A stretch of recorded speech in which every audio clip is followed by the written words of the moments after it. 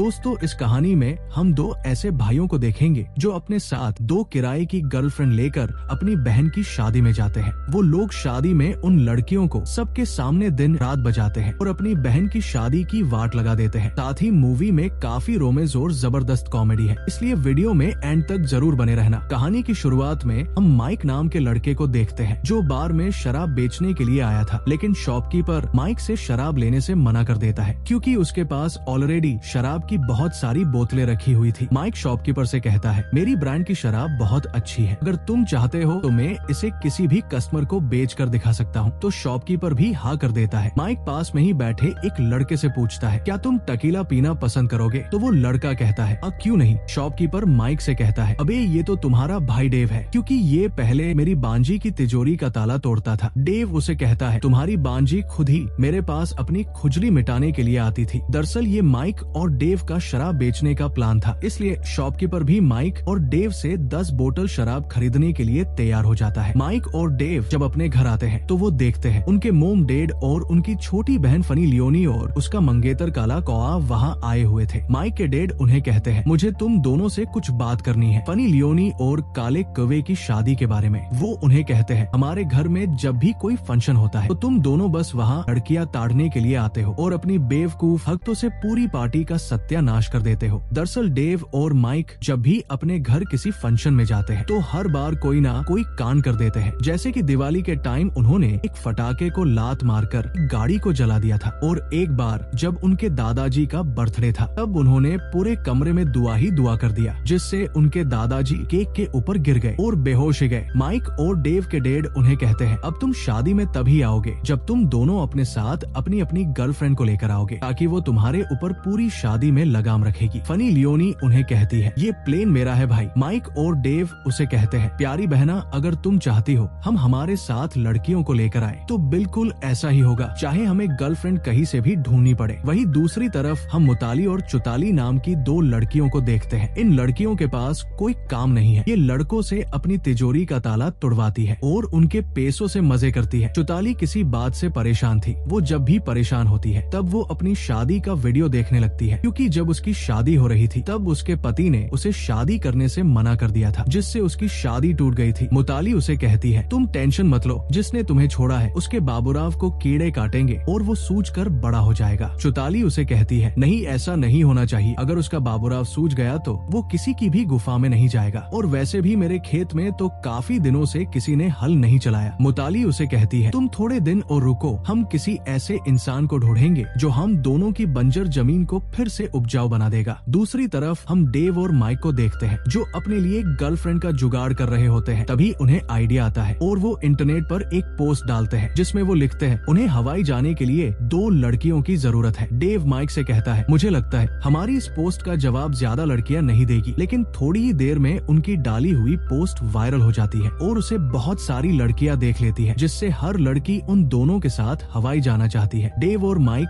एक एक करके उन लड़कियों से मिलते हैं, लेकिन उन्हें सभी लड़कियां बकवास लगती है, इसलिए वो सभी को रिजेक्ट कर देते हैं। वहीं उन दोनों की डाली हुई पोस्ट काफी वायरल हो गई थी और उस पोस्ट का रिप्लाई 6000 से ज्यादा लड़कियों ने दिया था, इसलिए एक फाडू न्यूज चैनल वाले उन्हें इंटरव्यू के लिए बुलाते हैं। डेव और माइक जब टीवी पर अपना इंटरव्यू दे रहे होते हैं तभी उन्हें चुताली और मुताली भी देख लेती है। वो दोनों डेव और माइक को देखकर उनके ऊपर फिदा हो जाती है और अब वो दोनों उनके साथ हवाई ट्रिप पर जाना चाहती है, इसलिए जल्दी से तैयार होकर वो दोनों डेव और माइक से मिलने के लिए जाती है। चुताली मुताली से कहती है, उन्होंने इतनी सारी लड़कियों को रिजेक्ट कर दिया है, हम उनसे कैसे मिलेंगे? तो मुताली उसे कहती है, तुम बस मेरा खेल देखो। वही डेव और माइक जब क्लब से बाहर निकलते हैं तो उन्हें देखकर मुताली जानबूझकर एक कार से टकरा जाती है। माइक और डेव ये सब देखकर उसे बचाने लगते हैं। माइक अपने मुंह से उसे सांस देता है, जिसे मुताली उठ जाती है। ये देखकर सभी लोग तालियां बजाने लगते हैं कि आखिरकार उसने एक लड़की की जान बचाई। इसी तरह से मुताली का प्लान काम कर जाता है और वो दोनों डेव और माइक से मिल लेती है। मुताली उन्हें बताती है वो एक स्कूल टीचर है। माइक मुताली की बातों से उसके ऊपर फिदा हो जाता है और वो मुताली के खेत में अपना हल चलाना चाहता है। दूसरी तरफ चुतली डेव को बताती है वो शेयर मार्केट का फंड संभालती है, लेकिन डेव को चुताली का काम समझ नहीं आता। डेव चुताली से पूछता है, क्या तुम्हारा कोई बॉयफ्रेंड है? तो चुताली उसे बताती है, मेरा बॉयफ्रेंड तो मर चुका है। वही अब ये दोनों भाई इन दोनों लड़कियों की तिजोरी का ताला तोड़ना चाहते थे, इसलिए वो उनसे पूछते पूछते हैं, क्या तुम हमारे साथ हवाई चलोगी हमारी बहन की शादी में। ये सुनकर वो दोनों आपस में डिस्कस करने का नाटक करती है ताकि उन दोनों भाई को लगे कि वो लड़कियां चलने के लिए डिस्कस कर रही है। थोड़ी देर घुसपस करने के बाद वो उनके साथ हवाई चलने के लिए तैयार हो जाती है। अगले सीन में हम देखते हैं वो चारों लोग हवाई पहुंच जाते हैं जहां उनकी सिस्टर की शादी होने वाली थी। वो लोग होटल के अंदर जाते हैं। वहाँ माइक डेव से कहता है, मेरी वाली का क्या पहाड़ है, इससे तो मेरा बाबूराव खुश हो जाएगा। माइक को देखकर मुताली चुताली से कहती है, मेरा वाला तो अभी से ही मेरा डोल बजाना चाहता है, लेकिन मैं इसे इतनी आसानी से मेरा डोल नहीं बजाने दूंगी। अगले दिन वो चारों तैयार होकर फनी लियोनी की शादी की पार्टी में जाते हैं। माइक और डेव को लड़कियों के साथ देखकर सभी लोग हैरान हो जाते हैं क्योंकि माइक और डेव पहली बार अपने साथ गर्लफ्रेंड को लेकर आए थे। माइक और डेव उन्हें अपनी बहन और काले कुएं से मिलवाते हैं। उनकी सिस्टर को वो दोनों लड़कियां काफी पसंद आती है। माइक और डेव उन्हें अपने मोम और डेड से भी मिलवाते हैं। उन्हें भी वो दोनों लड़कियां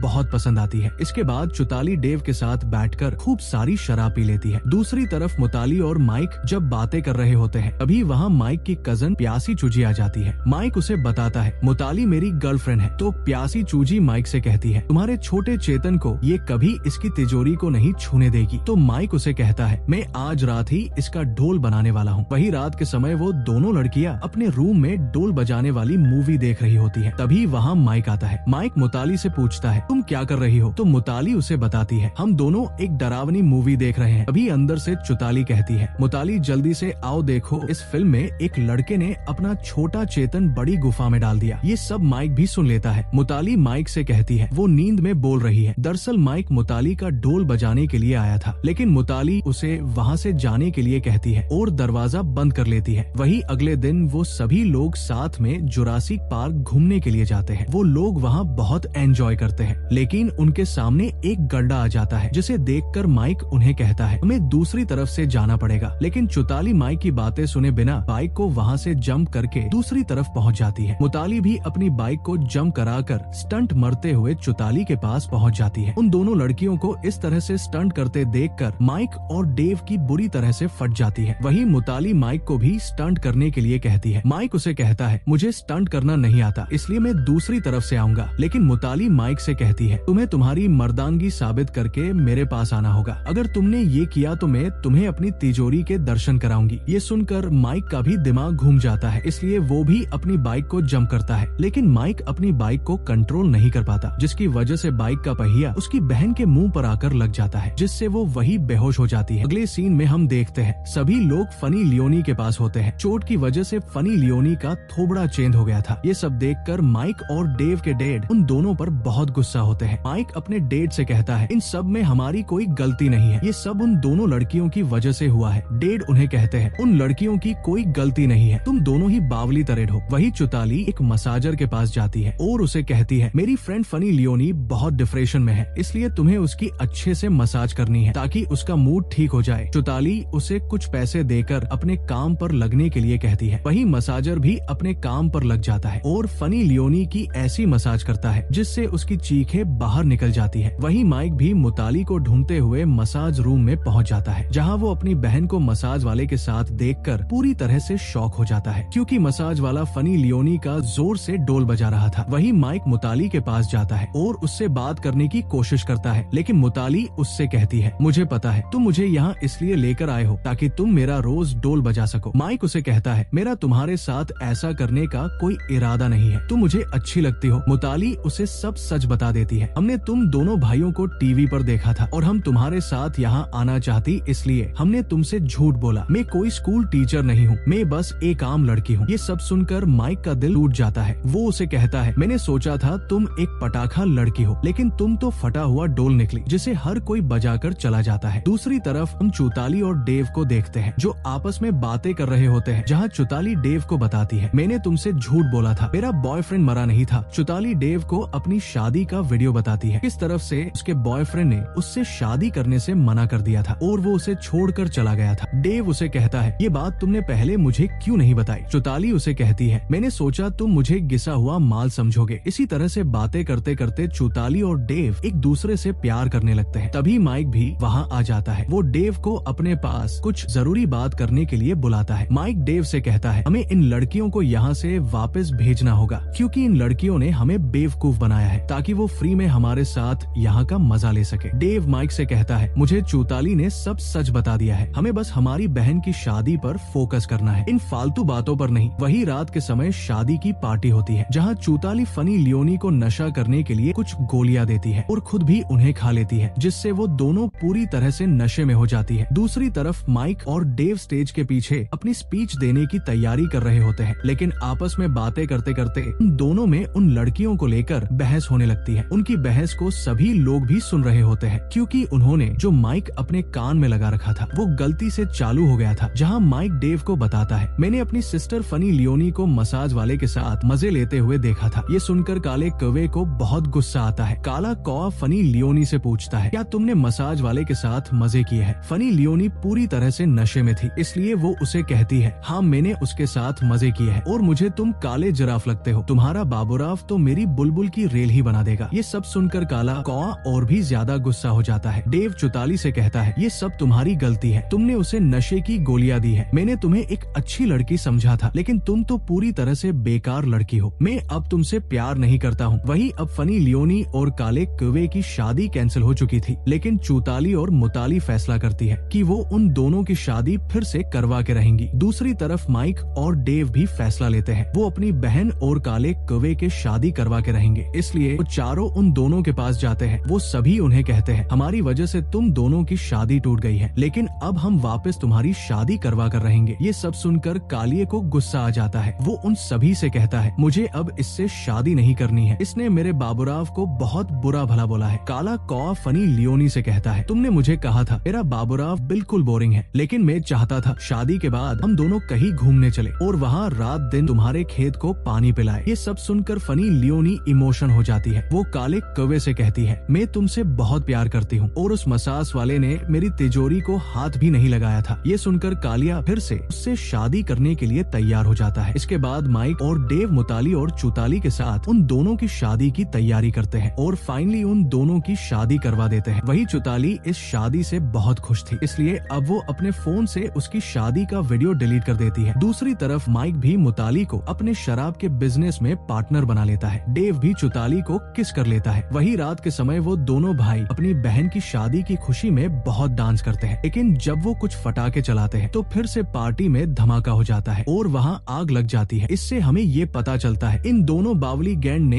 एक बार फिर पार्टी की बैंड बजा दी और इसी सस्पेंस के साथ इस मूवी की एंडिंग हो जाती है। दोस्तों, मूवी पसंद आई हो तो वीडियो को लाइक और चैनल को सब्सक्राइब करना ना भूले। Thanks for watching.